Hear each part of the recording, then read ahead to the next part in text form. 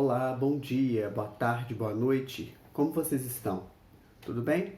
Vamos lá para mais uma aula de filosofia. Espero que vocês estejam gostando, acompanhando o conteúdo. E eu quero dizer o seguinte, o material escrito, a base da aula de hoje, vai estar na descrição do vídeo, tá joia? Então vocês podem ir lá e conferir. E lá no próprio material escrito vão ter fontes, vão ter outros lugares para vocês pesquisarem, tá joia? E aqui também eu vou citando alguns. Qual será então o tema da aula de hoje? Nós estamos assim numa trajetória que a gente está falando da ciência. A gente está falando dos tipos de conhecimento e a gente está falando muito da ciência. Nós já falamos as características da ciência, né, o que ela pode, o que ela não pode, como que ela funciona, o que ela deixa de ser. E hoje, o tema, né, a temática que nós vamos tratar hoje, que o PET de vocês, né, que o plano de ensino, de estudo tutorado pede, é uma coisa também relativa à ciência, que é o seguinte, os limites da ciência. Será que a ciência tem limite? Será que ela abarca tudo? Será que ela pode tudo? Você já pensou, né? A gente dá muito crédito à ciência e tem que dar mesmo, né? Graças a ela, quantos avanços nós temos, quantas coisas nós temos, quanta coisa boa para a humanidade, quantas doenças foram descobertas a cura e assim, e tantas coisas importantes que a ciência trouxe no desenvolvimento, né, da humanidade. Mas, como nós estamos numa aula de filosofia, né, filosofia tem que questionar. Então, a aula de hoje vai dizer o seguinte, quais os limites da ciência? E a primeira coisa que eu quero abordar é o seguinte, a relação da ciência com o senso comum. Nós já vimos, né, que existem várias formas de conhecimento, e dentre elas o senso comum. Então, qual que é a relação da ciência com o senso comum? E a gente vai ver que é uma relação simples e, ao mesmo tempo, um aprofundamento.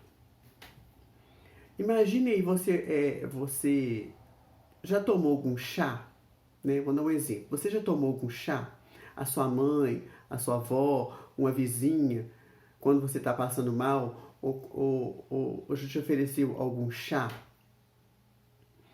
Sabe quando a pessoa fala assim, toma um chá de erva cidreira que você vai ficar calmo, que você vai relaxar, que você vai dormir? Quem será que ensinou isso para essas pessoas, né? Isso a gente chama de uma sabedoria, de um conhecimento do senso comum. Agora imagine esse mesmo chá tratado pela ciência, por um cientista. O que ele vai querer saber? Ele vai estudar o chá, as propriedades do chá, se realmente o chá vai fazer a pessoa relaxar, vai fazer a pessoa dormir. Então deu para vocês entenderem? Então qual seria a relação da ciência com o senso comum?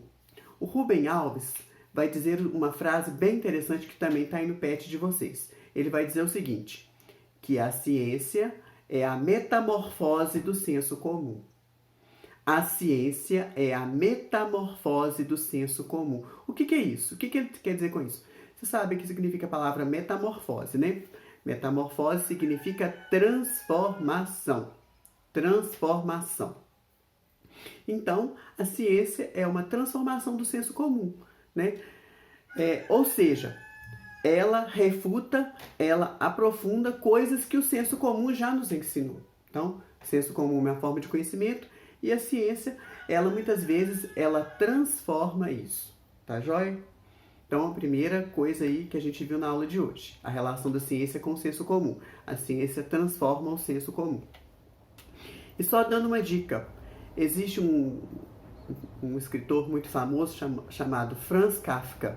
Ele tem um livro chamado A Metamorfose. Então, se você nunca leu, nunca viu, é uma dica que eu dou para vocês, tá? Franz Kafka, A Metamorfose. Interessantíssimo, tá joia? A outra coisa que eu quero dizer a respeito dos limites da ciência é a questão da neutralidade. Nós somos seres humanos. Quem faz a ciência também são seres humanos.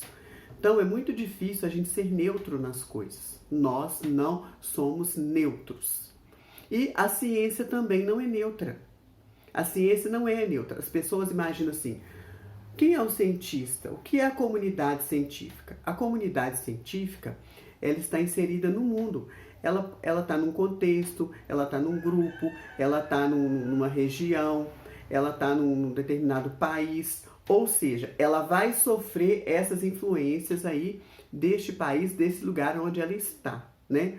Então vão ter interesses econômicos, interesses políticos, interesses pessoais e várias outras coisas que vão interferir e vão fazer com que a ciência não seja neutra. Então, essa ilusão da neutralidade, você achar que o cientista é neutro, totalmente neutro, isso a gente chama de ilusão. E isso é um dos limites da ciência.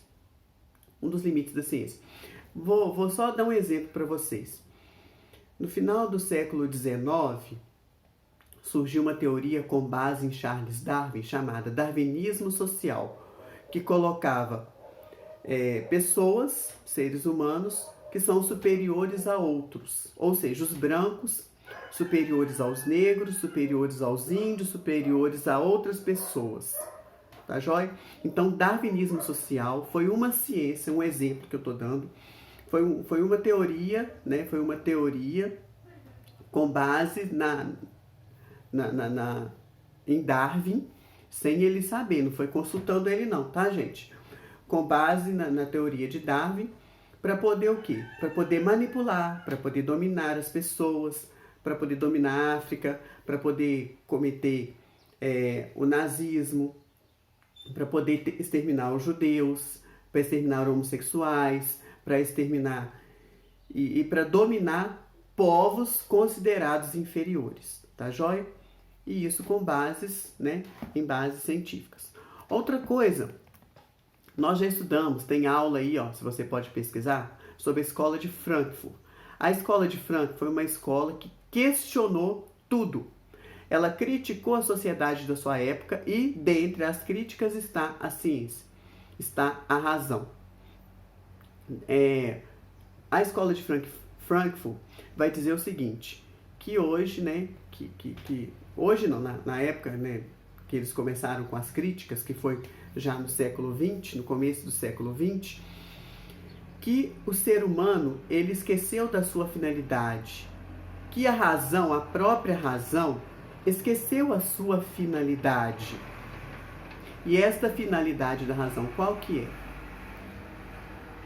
O que vem acontecido, né? Na verdade, eles vão chamar de razão instrumental, ou seja, a razão que é utilizada para dominar a natureza, para dominar o ser humano. Isso a gente chama de razão instrumental. Eu tenho um vídeo sobre a escola de Frankfurt e que eu falo também sobre Habermas, que é um filósofo que ainda está vivo e que falou sobre essa razão instrumental.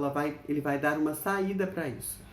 Então, que você possa entender que a razão instrumental também é um limite da ciência. Por quê? Porque a razão não pode abarcar tudo. A escola de Frankfurt vai falar isso. A razão, aquela razão exaltada no tempo do iluminismo, né? A razão como luz, ela não dá conta de tudo.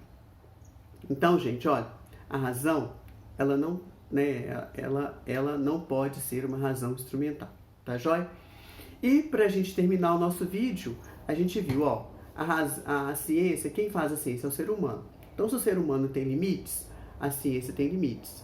Tem coisas muito pontuais na nossa vida que a ciência não dá conta. Como que a ciência vai explicar alguns fenômenos muito pontuais e que não são repetitivos? Outra coisa, a linguagem, né? A linguagem também seria um limite, a linguagem a extrema especialização, um especializado em pé, outro em mão, outro nisso, outro naquilo. Então, isso também dificulta. O que eu quero dizer é o seguinte, né? Que nós, seres humanos, é que fazemos a ciência. Se nós somos limitados, a ciência também tem seu limite, tá joia? Qualquer coisa, estou à disposição. Perguntas e para atender vocês. Bom dia, boa tarde e boa noite. Até a próxima.